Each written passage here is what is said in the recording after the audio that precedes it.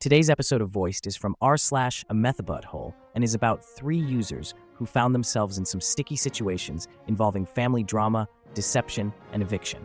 Who do you think was really in the wrong? Subscribe if you enjoy. Aita for giving my mother-in-law a fake copy of my house key and exposing her at Christmas dinner. I want to preface this by saying that I am a 34-year-old female who married my husband, a 37-year-old male, a year ago. His mom is nosy and annoying. She can't help it.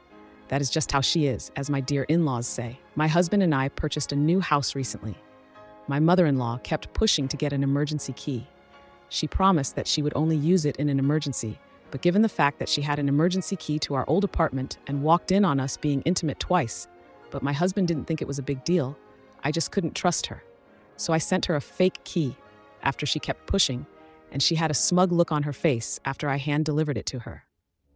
Days went by, and on Christmas dinner, Miel angrily called me out on the fact I gave her a fake copy of the house key. She shamed me for doing this in front of everyone, but in my defense, I asked her how she found out, and she said days ago when she came over at 4 a.m. while my husband and I were out. I reminded her, "Didn't you promise you wouldn't use it unless there's an emergency? So you tried to get in when there was no emergency, and you broke the promise you made to us." She looked red in the face, and the other family started staring, and some even laughed her for the face she made. She suddenly got up from her seat and rushed into the kitchen, where she had a huge meltdown so loud the next-door neighbors must have heard. Literally, I've never heard a 60-plus-year-old woman throw a tantrum like that. Needless to say, dinner went awkwardly, and my husband and his sister were giving me looks. My husband went off on me in the car and said I lied, manipulated, humiliated, and exposed his mom, and said he wouldn't have let me get away with it had he known.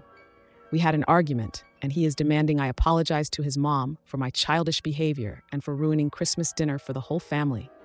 Am I the asshole? Aita, this went off unexpectedly, and I thought I'd show my husband some pretty helpful comments I found here minutes ago, but he got mad at me when he saw it and said I was nuts to talk about his family online. He demanded my phone so he could delete it, but I refused, and I went upstairs and into the bedroom. I have never seen him so agitated, and I didn't think he'd react like that, honestly. Wow, that was quite the dramatic Christmas dinner. It sounds like things escalated quickly and left everyone feeling a bit raw. But let's shift gears now, because family dynamics can get even more complicated when money and trust are involved.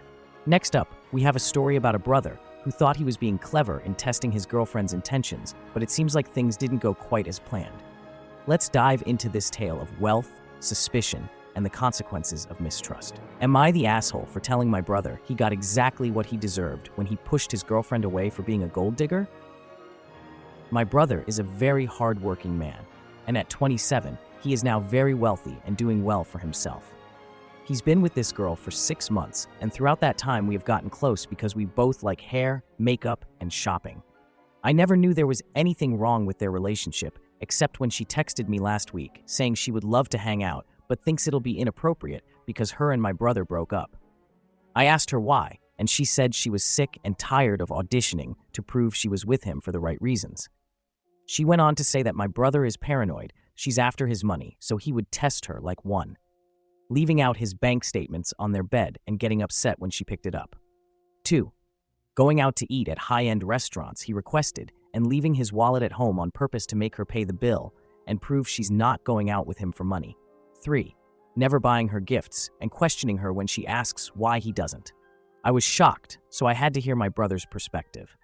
We spoke, and he told me everything she said was true and that there's nothing wrong with making sure his girlfriend is with him for the right reasons. He said he left his bank statements on the bed and was peeking through the door to see if she would be curious, and when he saw her pick up the papers, he knew in his gut she was using him for his money. So, he set up the restaurant idea to see if she would get upset at paying a $500 bill, which she was. I asked him if he thinks her being an elementary school teacher could have contributed to her being upset at a $500 bill at a restaurant he wanted to go to, and he said no. He said the straw that broke the camel's back was when she asked him why he hadn't bought her a single gift since they've started dating, when she bought him a gaming console and new rims for his car, and he knew she was just discreetly asking him to buy her an expensive gift. He confronted her and said he thinks she's with him for his money, so she said, "Let me do us both a favor," and dumped him and blocked him. He's upset about the gold digger, and when I laughed, he called me an asshole. He said I would never understand what it's like being a rich man and being used. And I get that concern, but I told him if he thinks any woman will be okay with his tests and auditions, he's delusional as hell. If he doesn't want to be used for his money, he should start dating people as wealthy as him, or leave lower income people alone if he's not going to be genuine in his relationships unless they pass his test. Wow, that's quite a situation. It seems like trust and communication broke down in a big way between siblings and their significant others. Now let's dive into another story where family dynamics take an unexpected turn. Imagine owning a house that your child lives in, only to find out they've made some decisions that leave you feeling completely excluded from their life. This next post is about a parent who finds themselves in a situation where their son and his future in-laws make them feel unwelcome in their own home. Aita for kicking them out of a house that we own. Our son and his future in-laws decided to exclude our family from the wedding. They thought our son owned the house, not us. My wife and I bought a 4-bedroom house in Pennsylvania that my son lives in. Our son went to college in Pennsylvania and wanted to stay in the area. So we bought the house as a second home. We live in New Jersey and commute to Manhattan for work. We figured that he would have a place to live and we could visit every so often and spend some quality time together. We pay the taxes and services maintenance on the house. Our son pays for his groceries and the house utilities. All was going well for a few years. Our son meets a girl and they get serious. We met her and she seems nice enough. They announce their engagement and she moves into the house with our son. Now for the problem, the wedding. We hold a little get-to-know-you barbecue at the PA house. My son and daughter are there, as are our son's fiancée and her parents and sisters. We all seem to be getting along well. My wife, daughter, and the fiancée go into the house along with her mother, sisters, and my son. A few minutes later, my wife and daughter come out and are really upset. They come over and tell me we're leaving and driving back to NJ. I try to find out what happened. Once we get back to NJ and they calm down, they tell me that our son and his fiancée, along with her family, don't want us at the wedding. According to what I was told, we're not their kind of people. I was livid. I called my son and asked him what the heck this was about. He tells me that her family feel that we are not good enough and will embarrass them at a family wedding, and that we are all uninvited from the wedding. I let a week go by to calm myself down and drive back to the PA house. The new future in-laws are in the house along with the fiancée.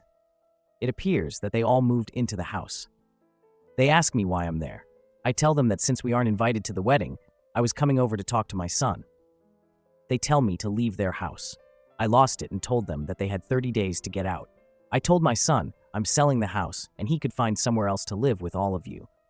I go to a realtor in town and list the house for sale. They called my son at work and told him what I said. Apparently, they thought that he owned the house. He called me and asked why I was selling his house. I told him I paid for it along with the taxes on it, and it is mine. He was living there rent-free, but since he doesn't want us in his new life, he has to get out. I told him the same as I told his future in-laws. They have 30 days to get out, then I'll get a lawyer and get them evicted. Am I the asshole for taking a hard stance on this? He is my son, but the in-laws seem to take over and we no longer count. Before I talk about today's posts, please consider subscribing if you haven't already. Today, we have some really interesting Reddit threads. First up, we have a situation where someone gave their mother-in-law a fake house key after she walked in on them being intimate twice before. The MIL found out and had a massive meltdown at Christmas dinner. It's crazy how things escalated so quickly.